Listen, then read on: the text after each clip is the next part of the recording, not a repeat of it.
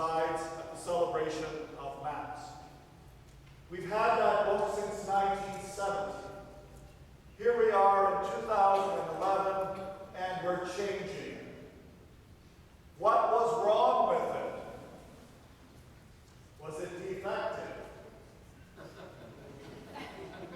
Some might answer yes. Some might say no. Many people are saying, why has the church spent so much money and so much time changing something that we're quite comfortable with? Why would they make this change when people are starving? When there are so many other things that we could be using our time for? But I would like to start with one response, which I think is the most important. The words that we use in the liturgy are important. We need to pay attention to them because the liturgy is important. That, I think, is the first answer to the question.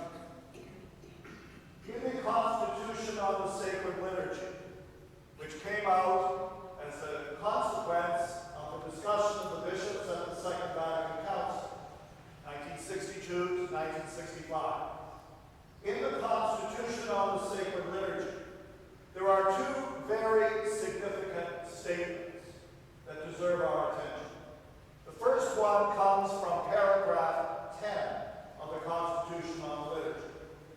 The liturgy is the summit towards which the activity of the Church is directed. It is at the same time the font from which all her power flows. Think about that for a moment. As Catholic Christians, there are many things that we do, many good things that we do. We care for the sick. We assist the dying. We educate our young people. We take care of the poor and the homeless and the unemployed. We work for justice. We do all of these things. Where do we get the power to do all of this? Where do we get the energy to do all of this? We believe we get all of the power and the energy from the liturgy, from celebrating the liturgy of the Church. So the liturgy is the source, or the font, from which our power comes, to act in the name of the person of Jesus Christ. It is also the summit. The liturgy is the summit, the highest point, the most perfect expression of who we are, of whose we are. It's the most perfect way that we can be united with Jesus Christ in offering our lives as a sacrifice of praise and thanksgiving to God.